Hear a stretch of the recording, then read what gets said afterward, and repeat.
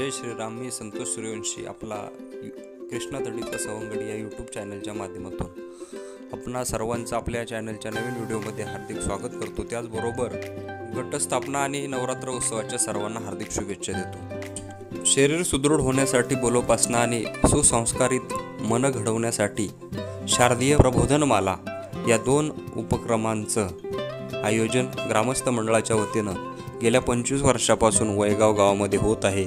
त्यातीलच संस्कारांशी नाळ जोडलेल्या या प्रबोधनमालेतील पहिल्या प्रबोधन पुष्पाची एक छोटीशी झलक आपण या व्हिडिओच्या माध्यमातून पाहणार आहोत. वक्ते आहेत श्रुतिका बाहुसो जंगम वयगाव आणि त्यांचा विषय आहे स्त्री जन्मा तुझी कहाणी. व्हिडिओ शेवटपर्यंत नक्की बघा. आवडल्यास लाईक करा. चॅनल अजूनही सबस्क्राईब केला नसेल तर सबस्क्राईब करा आणि जास्तीत जास्त लोकांपर्यंत आपला व्हिडिओ शेअर करा. तुर्तास व्हिडिओचा आनंद घ्या. भद्रकाली कपालिनी दुर्गा क्षमा शिवा धात्री स्वाहा सुरा नमोस्तुते. हे जगदंबे जयंती मंगला काली भद्रकाली कपालिनी दुर्गा क्षमा शिवा धात्री अशी अनेक नावांनी तू प्रसिद्ध आहेस. या चराचरामध्ये तुझ्या अनेक रूपांनी तू स्थित आहेस. जेव्हा आम्ही तुझे करुणामय रूप पाहतो तेव्हा तुझ्या मूर्तीकडे पाहिल्यानंतर मन प्रसन्न पावत असते. अशा या मातेस, अशा या जगदंबेस वंदन करून मी माझ्या प्रबोधनाला सुरुवात करते. आजपासून सुरू होत असलेला हा उत्सव म्हणजे नवरात्र उत्सव. नवरात्र म्हणजे काय तर नवरात्र म्हणजे 9 दिवस आणि 9 रात्री यांचा समूह. या 9 दिवसांमध्ये आपण देवीची 9 दिवस आराधना करीत असतो. या आदिमायेच्या आदिशक्तीचा जागर करीत असतो. आजचा पहिला दिवस. आजच्या दिवशी आपण घटाची स्थापना करत असतो. एक मातीचा घट बसवतो. त्या घटाच्या सभोवताली बीज पेरून एक फुलाची माळ त्यावर लावून एक अखंड मंदारी सेवक ठेवून आपण या आदिमायेचा जागर 9 दिवस करीत असतो. या नवरात्रीमध्ये अनेक देवीचे उपासक सुद्धा देवीची उपासना करीत असतात. अशीच देवीची उपासना करण्यासाठी काही लोक नवरात्री पाळतात म्हणजे नवरात्रीचा उपवास देखील करत असतात. या 9 दिवसांमध्ये देवीच्या नवदुर्गेच्या 9 रूपांची जाणीव आपल्याला आपल्या 9 दिवसांमध्ये स्त्रीच्या ठायी असलेल्या शक्ती आणि त्यांची होणारी आराधना ही दिसून येत असते. नवदुर्गा म्हणजे काय तर स्त्रीच्या ठायी असणारी ती शक्ती जी अपार शक्ती आहे. ज्या शक्तीची उदाहरणे अगम्य आहेत. ती स्त्री ही दुर्गेचं रूप आहे. या 9 दिवसांमध्ये आपण देवीच्या 9 रूपांची आराधना करीत असतो. यातील आजचं म्हणजे नवरात्रीच्या पहिल्या दिवसाचं देवीचं रूप आहे माता शैलपुत्री. अवघ्या विश्वाची असे ती दात्री. प्रथम दिवशी नवरात्रीला स्मरण तिचे ती असे देवी शैलपुत्री.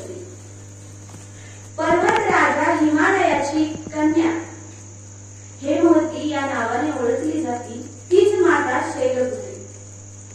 आपल्या कठोर तपस्येतून तिने श्री महादेवांना प्रसन्न केले आणि त्यांच्याशी विवाह केला.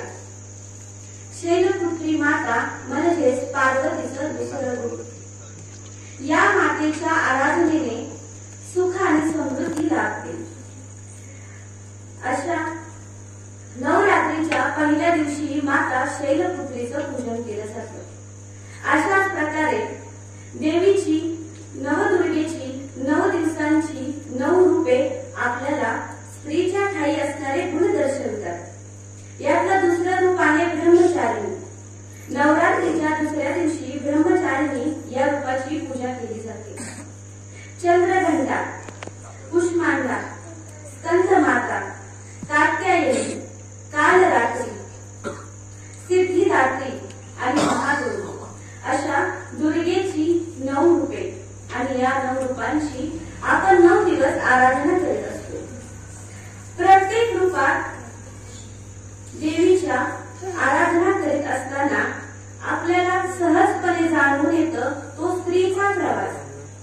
स्त्रीच्या जन्मापासून तिच्या वार्धक्यापर्यंतचा जो प्रवास आहे तो नवदुर्गेच्या या 9 रूपांमध्ये व्यक्त केलेला आहे.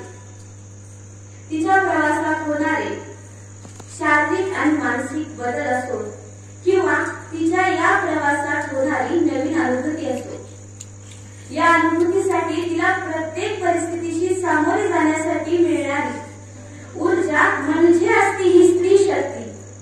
या दुर्गा मातेच्या रूपामध्ये जी स्थित आहे ही स्त्री शक्ती आहे जी प्रत्येक स्त्रीच्या ठायी आहे. या 9 रूपांमधून या स्त्रीची आपण आराधना करतो. स्त्री ही बालिका, पत्नी, माता आणि वृद्ध स्त्री असा तिचा प्रवास आहे आणि हाच प्रवास दुर्गा मातेच्या या 9 रूपातून आपल्याला व्यतीत केलेला आहे. स्त्रीच्या ठायी असलेल्या या शक्तीचा आपण सर्वांनी जागर करावा, या देवीची आराधना करावी. स्त्री ही सृजनशीलतेचं प्रतीक मानलं जातं. स्त्री ही भारत वर्षामध्ये म्हणजे प्राचीन काळच्या भारतामध्ये स्त्रीला देवीचं स्वरूप होतं. देवी म्हणून याच भरतभूमीमध्ये तिची पूजा सुद्धा केली जायची. अशी ही स्त्री ही परमेश्वराने निर्माण केलेली एक अप्रतिम आणि सुंदर कलाकृती आहे. तिच्याविषयी किती बोलावं तेवढं कमीच. तीच आई, तीच पत्नी, तीच बहीण, तीच सखी, मैत्रीण.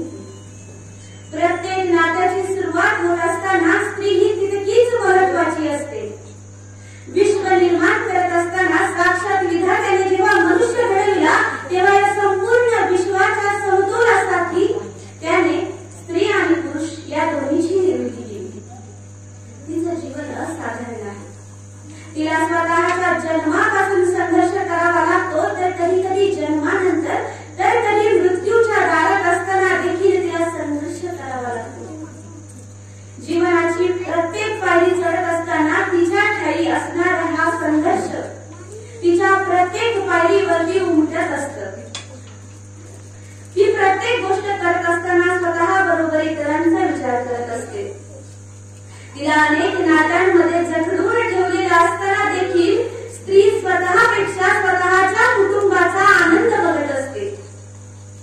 तिला सर्वात जास्त महत्वाचं वाटतं ते स्वतःचं कुटुंब आणि या कुटुंबाच्या आनंदासाठी ती कधीच मागे पुढे पाहत नाही आणि मग यासाठी तिला स्वतःच्या जीवनाचा त्याग करायला सुद्धा ती मागे पुढे पाहत नाही. तिच्या जन्मानंतर संघर्षाला मात्र गत्यंतर नव्हे, परंतु काळाची हतबल राहून फक्त मुलाची स्वप्न बाळगणं म्हणजे संघर्ष नव्हे, तर ती स्वप्ने सत्यात उतरवते ती असते स्त्री. जन्मापासूनच ती नाती निर्माण करत असते. तिचे आबोल बोल जेव्हा बोलू पाहतात तेव्हा ती कुणाची ताई होते तर कुणाची दिदी होते. आणि अगदीच कधी कधी तिला अशा परिस्थितीशी सामोरं जावं लागतं की आई विना एखादं कुटुंब जेव्हा पोरकं होतं तेव्हा धाकट्या बहिणीलाच आपल्या मोठ्या दादाची आई सुद्धा व्हावं लागतं. आळंदीतील आपेगाव येथील संत मुक्ताबाई सर्वांना ज्ञात आहे. अगदी लहान असतानाच श्री विठ्ठलपंत आणि रुक्मिणीबाई यांच्या सुकन्या श्री संत ज्ञानेश्वर, संत सोपानदेव, संत निवृत्तीनाथ यांच्या सर्वात लहान असणाऱ्या भगिनी संत मुक्ताबाई जेव्हा या निर्दयी समाजाने आई वडिलांना दिलेल्या देहांत प्रायश्चित्ताचा निर्णय मान्य करून स्वतःचा देह त्याग केला. का त्याग केला तर आपल्या मुलांना यापुढे समाजाने शिक्षण मिळावं, समाजामध्ये प्रत्येक अधिकार प्राप्त व्हावा यासाठी या दोघांनी आपल्या देहाचा त्याग केला. परंतु परिस्थिती मात्र काहीच बदलली नाही आणि लहान असताना या तिन्ही भावंडांसाठी मुक्ताईच मोठी ताई बनली.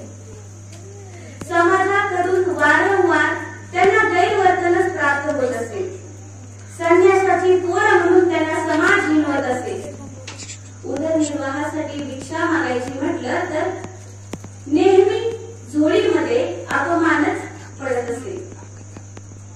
एके दिवशी समाजाकडून होणाऱ्या या त्रासाला, या क्लेशाला कंटाळून होणाऱ्या आत्मक्लेशामुळे संत ज्ञानेश्वर यांनी स्वतःला आपल्या घरामध्ये कोंडून ठेवले आणि ध्यानमग्न झाले. ते जेव्हा ध्यानमग्न झाले तेव्हा हे सारं चित्र पाहत होत्या त्या इवल्याशा त्या लहान मुक्ताबाई. अगदी कोवळं वय होतं हो. या कोवळ्या वयात काहीच करणार नाही अशा स्थितीमध्ये संत मुक्ताबाई आपल्या ज्ञानदेव दादाला ताटी उघडावी म्हणून विनवणी करतात. योगी पावन मनाचा साने अपराध जनांचा विश्व रागे झाले भली संती भावे सुखी पाणी. शब्द शस्त्र झाले क्लेश संती मानावा उपदेश. विश्वपट ब्रह्मदोरा ताटी उघडा ज्ञानेश्वरा, ताटी उघडा ज्ञानेश्वरा. जो जनांचे अपराध सहन करतो तो योगी. अवघे विश्व जरी आपल्यावर रागवले असले तरी आपण मात्र जलासारखे थंडपणा ठेवून तो क्रोधाची विझवायचा. लोकांच्या शब्दरूपी शस्त्राने जरी आपल्याला त्रास झाला तरी तो चांगला उपदेश म्हणून मान्य करायचा अशी इवलीशी मुक्ताई आपल्या दादाला समजावत असते. लहानपणी तिने आपल्या भावाला संत ज्ञानदेवांना लिखाणासाठी प्रवृत्त केलं. योगी चांगदेवांचा अहंकार मुक्ताईंच्या अलौकिक ज्ञानाने गळून पडला आणि अवघ्या 8व्या वर्षी योगी चांगदेवांनी संत मुक्ताईंना आपलं गुरु म्हणून प्राप्त केलं आणि ते स्वतः शिष्य पदास प्राप्त झाले. अशा या मुक्ताई ज्या महाराष्ट्रातील सर्वात प्रसिद्ध संत आणि कवयित्री म्हणून प्रसिद्धी होत्या, तर आज जग त्यांना मुक्ताई घटस्फोट हा इवल्याशा कारणावरून देखील व्हायला लागला. असंच एक सोशल मीडियावर सध्या झळकणारी एक बातमी अशी. दुबई मधील एक स्त्री जी स्वतः एका परफ्यूमच्या कंपनीची मालक आहे आणि तिने सहज म्हणून आपल्या नवऱ्याला घटस्फोट दिला. तिने सोशल मीडियावरची पोस्ट टाकली. त्या पोस्ट मध्ये लिहिलं, 3 वेळा लिहिलं की I divorce you, I divorce you, I divorce you आणि खाली स्वतःचं नाव लिहिलं. नवऱ्याला घटस्फोट दिल्यानंतर दुसऱ्याच दिवशी तिनं डायव्होर्स या नावाचा परफ्यूम लॉन्च केला. बरं, स्त्री ही हास्यास्पद सुद्धा वाटू लागली आहे.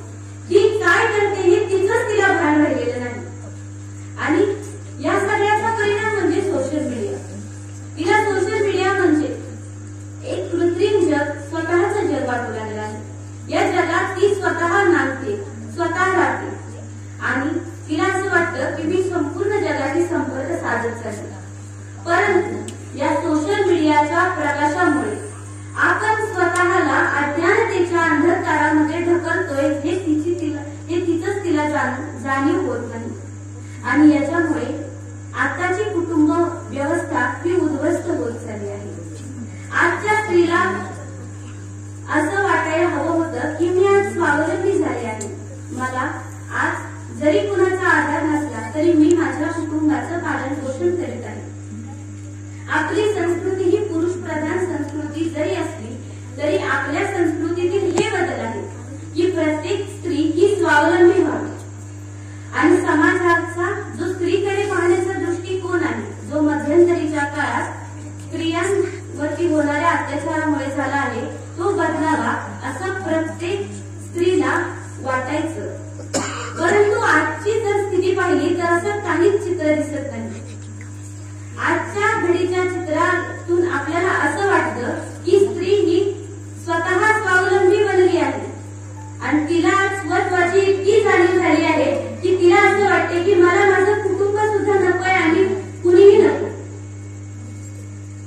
उशिरा होणारी लग्न 1 नाही 2 नाही 3 विवाह सुद्धा करू लागले आहेत कारण नोकरीमुळे त्यांना स्वत्वाची स्वत्वाची जाणीव, स्वत्वाचं कर्तृत्व खूप मोठं वाटू लागलं आहे आणि याचा परिणाम कुटुंब व्यवस्थेवर अतिशय घातक होत आहे. कुटुंब उद्ध्वस्त होत आहे. ते कुटुंब उद्ध्वस्त होत असताना त्या लहान मुलांचं काय याचा जरा सुद्धा विचार ती स्त्री करत नाही. आणि म्हणूनच मी स्त्री म्हणून मला असं एक सांगावंसं वाटतं की सगळे भानावर येऊ. तू खूप कष्टाने मिळवले आहेस का आजचे स्थान. खूप काही गमावलेस हे मिळवण्यासाठी.